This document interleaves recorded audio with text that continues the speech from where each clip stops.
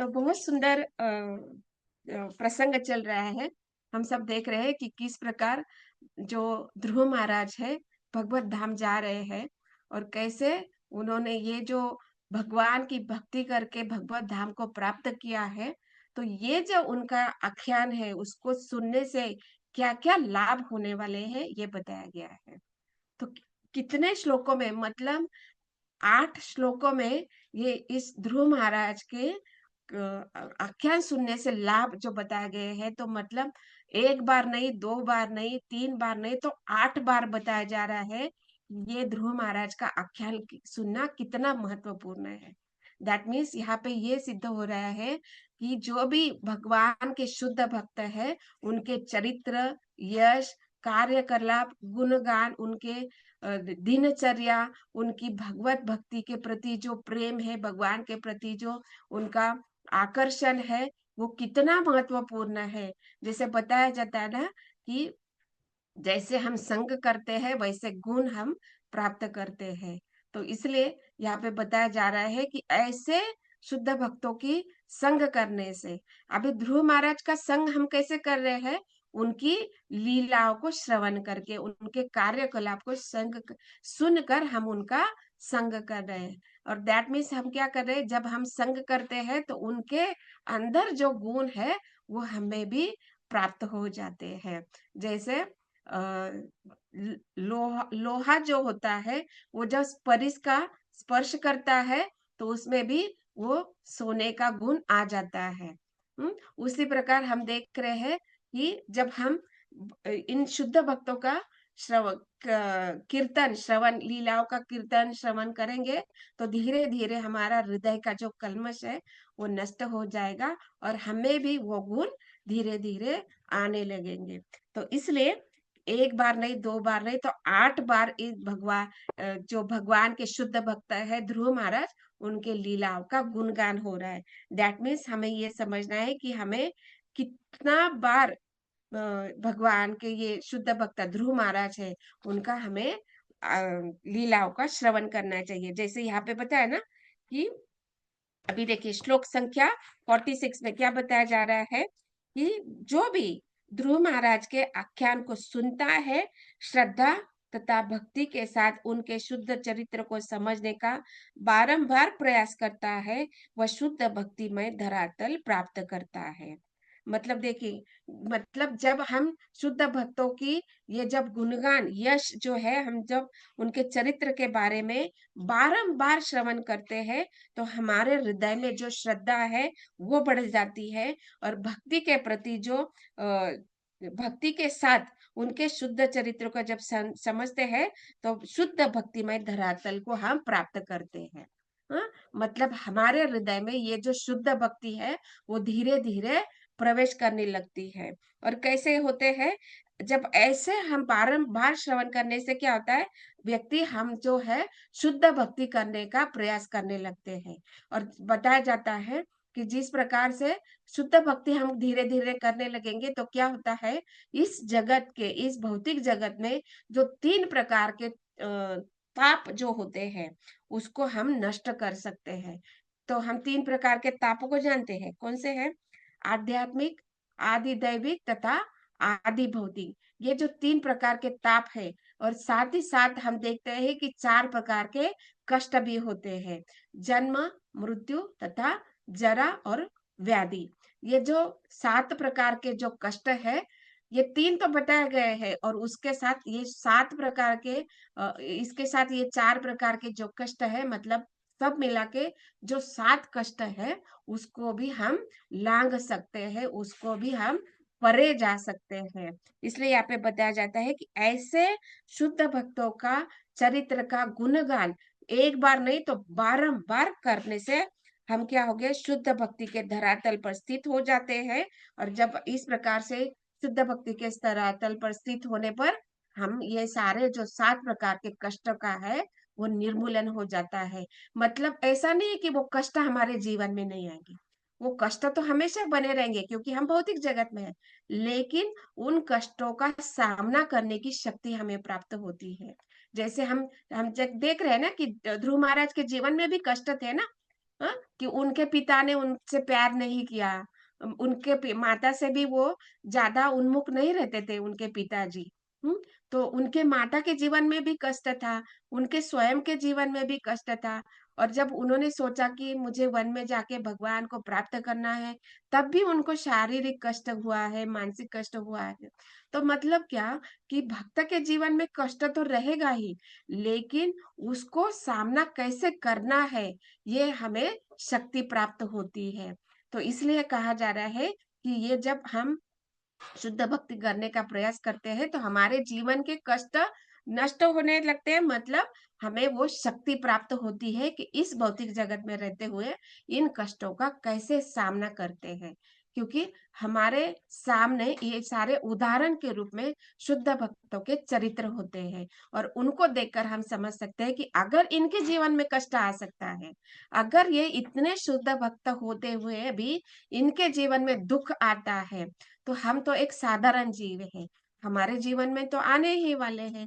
तो ये मनोभाव हमारे अंदर उत्पन्न हो जाता है, और इससे हम क्या करते हैं, कष्टों का सामना करने का प्रयास करते हैं, और इसके ऊपर धीरे धीरे अपने आप ही हमें सॉल्यूशन प्राप्त होने लगते हैं। उसके ऊपर ये जो समस्याएं हमारे जीवन में आती है, तो उसको कैसे हल किया जाए, या भगवान किसी एक वैष्णव के रूप में, किसी एक मदद के रूप में किसी को भेज देते हैं हमारे समस्या को हल करने के लिए। इसलिए कहा जाता है कि ये सारे जो 3 प्रकार के नष्ट है, वो तीन प्रकार के कष्ट है, वो नष्ट हो जाते हैं।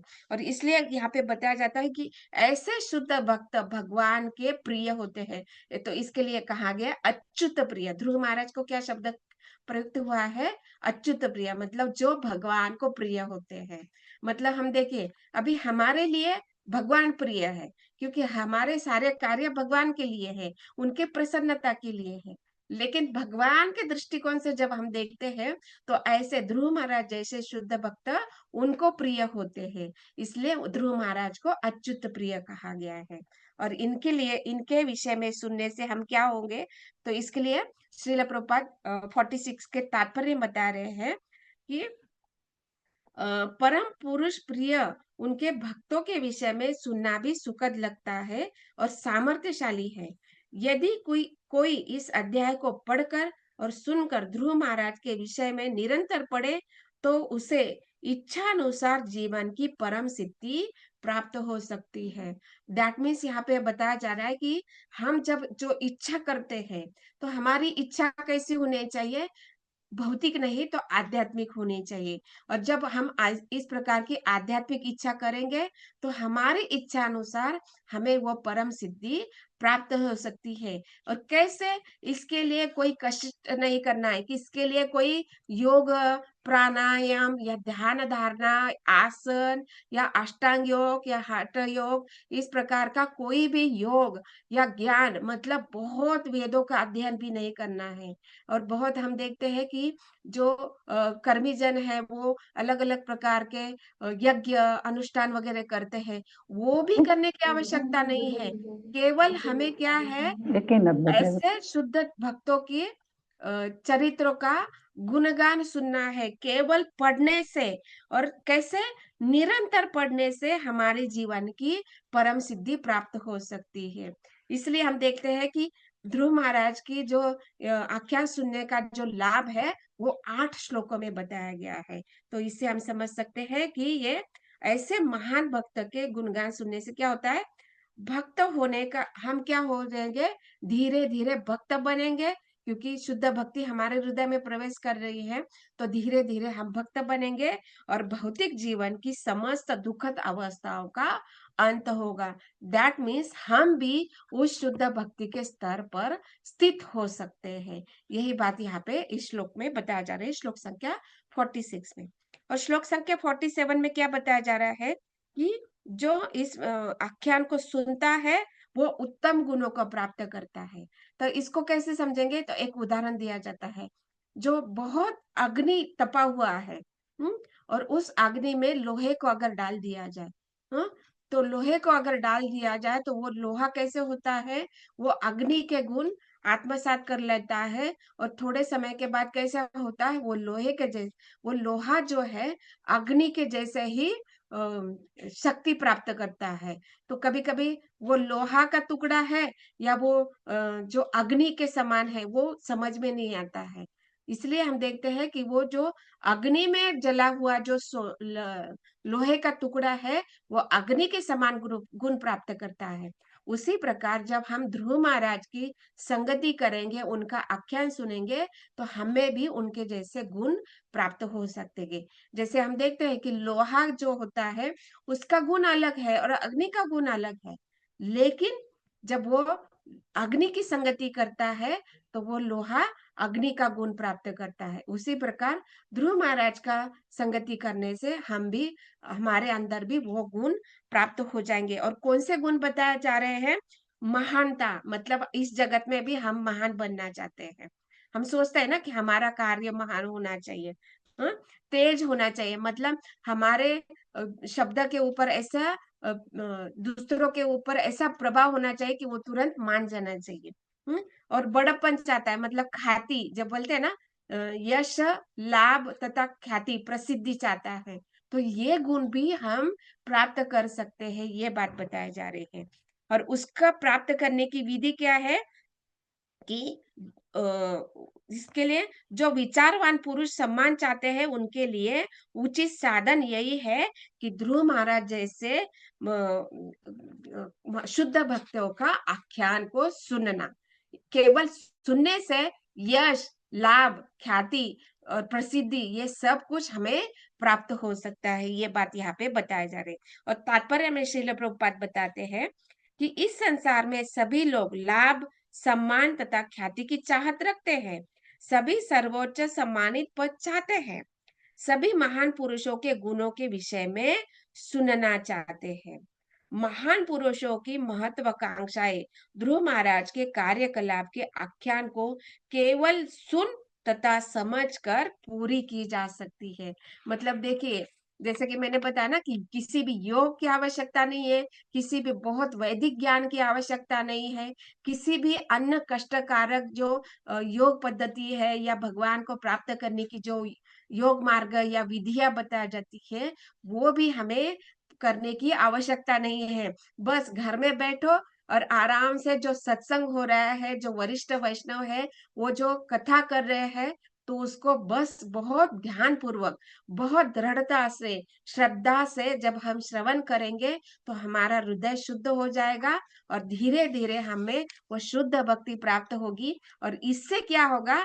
ये महान लाभ, क्या कि कैसे लाभ प्राप्त होंगे? सम्मान प्राप्त होगा, ख्याति रहेगी और हम उच्च सम्मानित पद को भी प्राप्त कर सकते हैं। मतलब यहाँ पे बताया जाता है कि हम जो कलयुग के जीव है, मंद बुद्धि और हतभागी कहे गए हैं, लेकिन इस कलयुग के जीवों के लिए भगवान ने इतनी सुविधा दे रखी है, इतनी सुविधा दे रखी है कि केवल घर में बैठो, ऑनलाइन कनेक्ट हो जाओ और बैठे बैठे शुद्ध भक्ति प्राप्त करो। और बहुत दृढ़ता से, श्रद्धा से जब हम ऐसे चरित्र सुनेंगे, तो हम भी ऐसे शुद्ध भक्ति को प्राप्त कर सकते हैं। यही बात यहाँ पे श्लोक संख्या 47 में बताया जा रही है। अभी श्लोक संख्या 48 में क्या बताया जा रहा है? यहाँ पे श्री मैत्रेय मुनि संस्तुति करते हैं। अभी ये सारा लाभ, सम्मान, यश, ख्याति जो है हमको प्राप्त करना है, तो इसके लिए उन्होंने एक बहुत सरल विधि बताई गई है। क्या मैत्रेय मुनि क्या संस्तुति करते हैं कि मनुष्य को चाहिए कि प्रातः तथा सायंकाल अत्यंत ध्यान पूर्वक ब्राह्मणों अथवा अन्य की संगति में ध्रुव महाराज के चरित्र तथा कार्यकलापों का संकीर्तन करे। देखिए, मतलब कितना सुंदर विधि यहाँ पे श्री मैत्रेय मुनि संस्कृत कर रहे, क्या कर रहे हैं, क्या बता रहे हैं कि प्रातः तथा सायंकाल, मतलब मॉर्निंग प्रोग्राम तथा इवनिंग में हम क्या करना है? ध्यान पूर्वक ब्राह्मणों तथा अन्य की संगति। हाँ? अभी ये ब्राह्मण कैसे बताए जा रहे हैं? तो श्रील प्रभुपाद तात्पर्य बताते हैं कि ये जो ब्राह्मण होते हैं वो कैसे बताए जा रहे हैं। हम देखते हैं, जैसे इस श्लोक में आए तात्पर्य में श्रील प्रभुपाद बताते हैं, द्विज द्विजन्मानाम शब्द का अर्थ है 2 बार जन्म लेने वाला।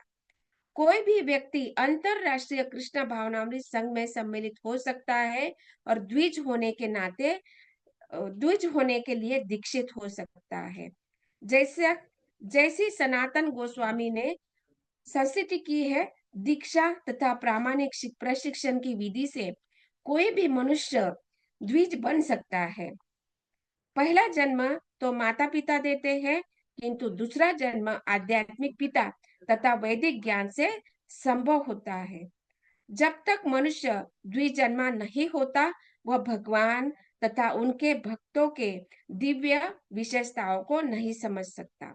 मतलब यहाँ पे क्या बताया जा रहा है कि जो ब्राह्मण होता है उसको द्विज द्विज कहा जाता है। मतलब क्या कि जैसे हम देखते हैं ना कि वर्ण संस्था जो प्रणाली है उसमें 4 प्रकार के वर्ण बताए गए, ब्राह्मण, क्षत्रिय, वैश्य तथा शूद्र। और ये जो वर्ण प्रणाली है स्वयं भगवान ने बताई है। लेकिन यहाँ पे क्या बताया जाता है, यहाँ पे श्रील प्रभुपाद तात्पर्य में बताया जाता है कि ये जो हमारी जो संस्था है इस्कॉन, अंतरराष्ट्रीय कृष्ण भावनामृत संघ जो है, इसमें जो भी व्यक्ति प्रवेश करता है उसको तो पहले क्या दिया जाता है, पहले बताया जाता है कि आपको क्या करना है, द्विज पहले क्या करना है, दीक्षा प्राप्त होती है। तो ब्राह्मण मतलब यहाँ पे क्या बताया जाता है, जो वरिष्ठ वैष्णव होते हैं, जो गुरु होते हैं, उनके द्वारा हमें दीक्षा लेनी है। और दीक्षा लेने के बाद जो प्रशिक्षण प्रशिक्षण हमें प्राप्त होता है। अभी देखिए हम जब जैसे इस्कॉन में ज्वाइन करते हैं तो पहले हम क्या करते हैं, मंदिर को देखते हैं, अर्चा विग्रह को देखते हैं, बड़े बड़े वैष्णव को हम दर्शन करते हैं। और धीरे धीरे हम क्या करते हैं, जप करना शुरू करते हैं। श्रीमद् भगवत गीता भागवतम के जो क्लास होते हैं वो रेगुलर अटेंड करने लगते हैं। और इस प्रकार के जो, और मुख्य बात क्या है, हम प्रसाद खाने लगते हैं। प्रसाद के ऊपर बहुत अट्रैक्शन हो जाता है कि कैसे हम बिना प्याज लहसुन वाला और भगवान को अर्पित किया हुआ जो प्रसाद होता है वो कितना स्वादिष्ट होता है। तो इसके ऊपर हम ज्यादा आकर्षित हो जाते हैं। और इस प्रकार से जब हम कार्य करने लगते हैं तो धीरे धीरे धीरे हम उनका संगति करने से हमारे हृदय में परिवर्तन होने लगता है। और जो गुरु होते हैं वो हमें बाद में दीक्षा देते हैं। और दीक्षा देने के बाद हम देखते हैं कि ये जो ग्रंथ होते हैं, भगवत गीता भागवतम चैतन्य चरित्रामृत, इसके जैसे अनेक अनेक ग्रंथ होते हैं, इनका हम धीरे धीरे क्या करने लगते हैं, अध्ययन करने लगते हैं। तो इसको ही प्रशिक्षण कहा गया है। और ये कैसे होता है, ये शिक्षण कैसे होता है, प्रामाणित होता है। मतलब जो ऑथराइज जो हम कहते हैं वो ऑथराइज शिक्षण हमें प्राप्त होता है। और ये सारा शिक्षण जो गुरु के द्वारा हमें इस संस्था में दिया जाता है, इसके द्वारा व्यक्ति क्या होता है, ब्राह्मण के स्तर पर आता है। और ये जब ब्राह्मण के स्तर पर आता है तो वो जो नए आने वाले जो भक्त होते हैं, जो व्यक्ति होते हैं, उनको इस प्रकार का ज्ञान प्रदान करते हैं। जैसे यहाँ पे श्री मैत्रेय मुनि विदुर को बता रहे हैं, जबकि हम देखते हैं कि ये मैत्रेय मुनि को पूर्ण ज्ञान है, उन्होंने भगवान से सुना था। और मैत्रेय मुनि अभी विदुर को बता रहे हैं। और जबकि विदुर भी जो है भगवान को जानते हैं, भगवान का स्वरूप जो है साक्षात परम सच्चिदानंद स्वरूप को भी वो जानते हैं, भगवान की लीलाओं को भी जानते हैं। लेकिन फिर भी वे भगवान के विषय में बारंबार सुनना चाहते हैं। और यही बात हम देख रहे हैं कि हमें भी ऐसे शुद्ध ब्राह्मणों के द्वारा इन ध्रुव महाराज के चरित्र, भगवान की लीला को बारंबार श्रवण करना है, जिससे हमारा हृदय शुद्ध हो जाए। और हमारा हृदय शुद्ध होने से हम, एक सेकंड, हम क्या हो जाएंगे, भगवान की जो प्रेमा भक्ति है उसको प्राप्त कर सकते हैं, भगवान को प्राप्त कर सकते हैं, जिस प्रकार ध्रुव महाराज ने भगवान को प्राप्त किया है। ये बात बताया जा रही। तो इसलिए यहाँ पे बताया जाता है कि हमें प्रातः तथा सायंकाल ध्यान पूर्वक ब्राह्मणों तथा अन्य की संगति में ध्रुव महाराज के चरित्र का कार्यकलापों का संकीर्तन करना चाहिए। तो ऐसे ब्राह्मणों के द्वारा हमें ध्रुव महाराज के चरित्र को बारंबार यहाँ पे बताया जाता है, प्रातः तथा सायंकाल के, मतलब सुबह में तथा शाम को हमें ऐसे ब्राह्मणों से सुना है, जैसे ऐसे ब्राह्मण जिन्होंने वैष्णव पद प्राप्त किया है। वैष्णव मतलब भगवान को तत्वतः जानने वाले। जब हमें दीक्षा गुरु प्रशिक्षण देते हैं, इन इन शास्त्रों को हमें शिक्षण देते हैं, हमें सिखाते हैं कि कैसे ये जो शास्त्रों का अध्ययन कैसे करना है, ये हमें शिक्षा प्रदान करते हैं। और इन शिक्षाओं के द्वारा हम समझ सकते हैं कि ऐसे शुद्ध भक्त के चरित्र कैसे होते हैं, कार्यकलाप कैसे होते हैं, और उन्होंने भगवान के साथ कैसे आदान प्रदान किया है, इसको हम समझ सकते हैं। और यहाँ पे और एक बात बताई जाती है कि ये जो चरित्र है, जैसे विशेष भक्तों की जो चरित्र है, उनकी विवेचना द्विजों अर्थात योग्य ब्राह्मणों, क्षत्रियों तथा वैश्यों के समाज में की जाए।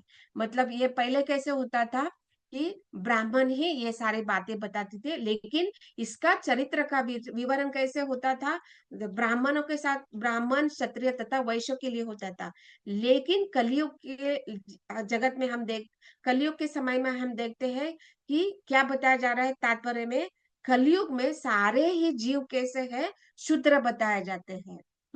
तो इसलिए यहाँ पे बताया जाता है कि कलयुग में कलयुग में सभी शूद्र है, कलो शूद्र संभव। हम्म क्योंकि विश्व की पूरी जनसंख्या शूद्र है, अतः आध्यात्मिक ज्ञान का पतन हुआ है, इसलिए लोग दुखी है। अभी हम देख रहे हैं कि जैसे पता है ना कि इस भौतिक जगत में 3 प्रकार के कष्ट होते हैं और 7 प्रकार के दुख भी हैं। इनके कारण क्या होता है, ये जो कलयुग के जीव है, इतने दुख से पीड़ित होते हैं, इतने दुख से पीड़ित होते हैं कि वो आध्यात्मिक ज्ञान क्या होता है या भगवान कौन है, भगवान के विषय में कैसे ज्ञान प्राप्त किया जाता है, इसका कोई उनमें उनके मन में विचार आता ही नहीं है। और इसलिए यहाँ पे हम देखते हैं कि श्रील प्रभुपाद ने ये जो इस्कॉन जैसी अंतरराष्ट्रीय कृष्ण भावनामृत संघ जैसी संस्था को स्थापना किया है, जिसमें हम देखते हैं कि जो नए नए व्यक्ति आते हैं, उनको भगवान के विषय में ज्ञान दिया जाता है, और इन ज्ञान के आधार पर वो जो जीवन के सारे कष्ट है, वो धीरे धीरे उसका उन्मूलन होने लगता है। क्योंकि वहां पे आने पर हम सब जानते हैं कि वो आने पर संगति करते हैं, जप करते हैं, श्रवण करते हैं, प्रसाद प्राप्त करते हैं।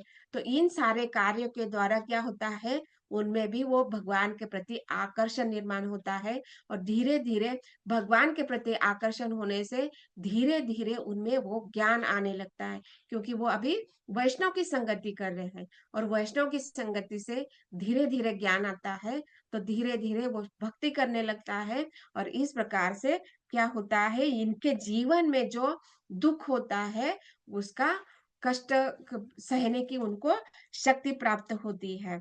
और यहाँ पे इसलिए कहा गया है, श्रील प्रभुपाद श्लोक संख्या 48 के लास्ट लाइन में बता रहे हैं कि कृष्ण भावनामृत आंदोलन का सूत्रपात योग्य ब्राह्मण उत्पन्न करने के उद्देश्य से किया गया है।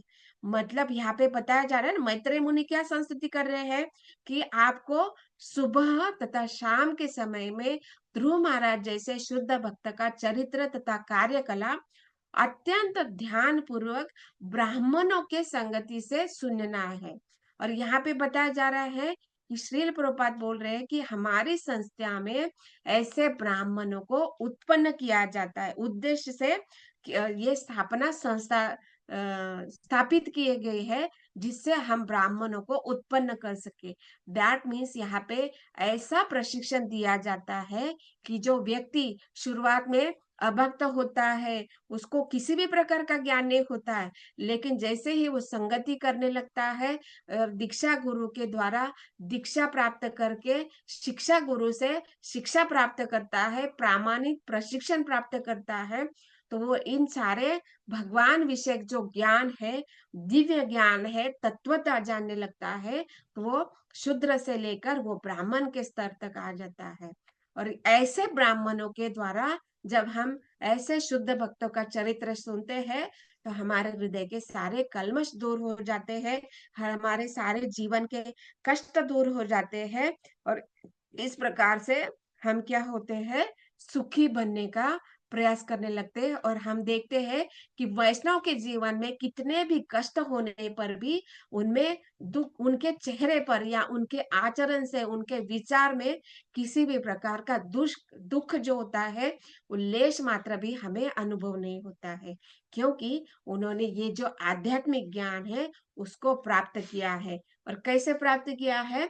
शुद्ध भक्तों के जैसे मुख से जब इन शुद्ध भक्तों का चरित्र सुनते हैं ब्राह्मणों के द्वारा, और कैसे ब्राह्मण, वैष्णव पद पर स्थित ब्राह्मणों के द्वारा जब ऐसे शुद्ध भक्त का चरित्र सुनेंगे, तो धीरे धीरे हमारे जीवन के जो कष्ट है वो अपने आप ही नष्ट होने लगेगा। जैसे हम सबका अनुभव है कि जैसे हम लोगों ने इस्कॉन संस्था ज्वाइन किया है, जप कर रहे हैं, भगवान का उच्चिष्ट जो है प्रसाद के रूप में ग्रहण कर रहे हैं, और धीरे धीरे शास्त्र का अध्ययन कर रहे हैं, सुबह में भी शाम में, तो हम देखिए कितना जीवन अपना व्यस्त हो गया है कि सुबह हो गया, चलो अभी भागवतम क्लास शुरू होना है, उसके पहले कुकिंग वुकिंग या सबका टिफिन विफिन क्या करना है, वो हम तैयारी करके 8 बजे क्लास में बैठ जाते हैं। दैट मीन्स सुबह उठते ही, आँख खुलते ही हमें क्या योजना बनाते हैं कि 8 बजे क्लास है, उससे पहले सारी तैयारी होना चाहिए, क्योंकि क्लास में कोई डिस्टर्बेंस हम लोगों को नहीं चाहिए। दैट मीन्स हमारा जो चेतना है वो कितना विकसित हो गया है। और शाम के दिन भर में भी हम सोचते हैं कि अभी शाम के लिए भी 7 बजे, 7:30 बजे क्लास है, तो 7:30 बजे भी जो भी सेवा है, अपने घर के जो सदस्य है उनके लिए जो भी खाना बनाना है, उनके लिए जो बर्तन धोना है, कपड़े धोना है, या जो साफ-सफाई, वो सब तैयारी करके 7:30 बजे हम बैठ जाते। मतलब क्या, 24 घंटे, जैसे यहाँ पे श्रील प्रभुपाद बता रहे हैं ना, कि ये जो संकीर्तन होता है, शुद्ध भक्तों के कार्यकलापों का जो संकीर्तन होता है, वो निरंतर 24 घंटे चलता रहता है। दैट मीन्स हमारे विचारों में ये संकीर्तन चलता रहता है कि कैसे अभी कार्य फटाफट करने हैं, और शाम को, सुबह में भी क्लास में बैठना है, शाम में भी क्लास में बैठना है, तो पूरा दिन हम लोग ये सोचते हैं, मतलब प्लानिंग करते हैं कि ये करने से इतना टाइम मिलेगा, ये कार्य करने से, अभी करने से कितना समय हम बचा सकते हैं, और पढ़ने के लिए, सुनने के लिए हम कितना समय दे सकते हैं। तो इस प्रकार से हमारे हर कार्य 24 घंटों के अंदर भगवान के केंद्रित होता है। इन शुद्ध भक्तों के कार्यकलापों को श्रवण करने के लिए होता है। तो धीरे-धीरे हम अनुभव करते हैं कि भले ही कुछ कष्ट आ जाता है, जीवन में कोई समस्या आ जाती है, अचानक जीवन में कुछ कष्ट आ जाता है, तो उसके ऊपर हमारा फ़ोकस जो होता है, वो थोड़ा-सा हट के हम इनका अध्ययन के तरफ या क्लास में जॉइन होने की तरफ हम देते हैं। तो इस प्रकार से हम उन दुखों का इतना महत्व, हाँ ठीक है ना, बाद में करेंगे, अभी क्लास चल रहा है, अभी देखते हैं, अभी क्लास होने के बाद हम उसके विषय में सोचेंगे। तो ये जो भाव है हमारे मन में आता है, और इसको ही बोला गया है कि दुखों से इन प्रकार के कष्टों से मुक्त होना, या दुखों से परे जाना। तो हम देखते हैं कि ये जो शुद्ध भक्त होते हैं, उनके जीवन में भी दुख होते हैं, कष्ट होते हैं, लेकिन आध्यात्मिक ज्ञान और दिव्य ज्ञान होने से, भगवान की भक्ति में रत रहने से, इन कष्टों का अनुभव उनको नहीं होता है। देखिए अभी हम लोग कितने सालों से कर रहे हैं, अभी 3 6 4 साल हो रहे हैं, हम लोग ऑनलाइन क्लासेस कर रहे हैं। सबके जीवन में कष्ट है, लेकिन सबके चेहरे पे एक समाधान है, एक आध्यात्मिक सुख का अनुभव है। हम्म, हम सब सुख का अनुभव कर रहे हैं, राइट? जो भौतिक जगत में लोग सुख का अनुभव करते हैं, वो कैसा होता है, क्षणिक होता है। लेकिन हम जब क्लास में बैठते हैं, तो हमारे चेहरे पे एक स्माइल होती है, एक सुखद आनंद होता है, ये सुख का अनुभव हम देखते हैं। तो ये कैसे हो रहा है? क्योंकि हम नित्य रूप से आध्यात्मिक ज्ञान प्राप्त कर रहे हैं, भगवान के निकट जा रहे हैं, भगवान के शुद्ध भक्तों का चरित्र सुनते सुनते हमारा हृदय का दुख जो है वो नष्ट हो रहा है। तो इसका अनुभव हम कर रहे हैं, और इसलिए यहाँ पे बताया जा रहा है, सुखी होना है तो एक ही कार्य है, ऐसे शुद्ध भक्तों का ब्राह्मणों के द्वारा, वरिष्ठ वैष्णव के द्वारा चरित्र का, कार्यकलापों का बारंबार सुनना है। और यही बात इन सारे श्लोकों में बताए गए हैं। तो ग्रंथराज श्रीमद् भागवतम की जय, श्रील प्रभुपाद की जय। ओम तत्सत। हरे कृष्ण।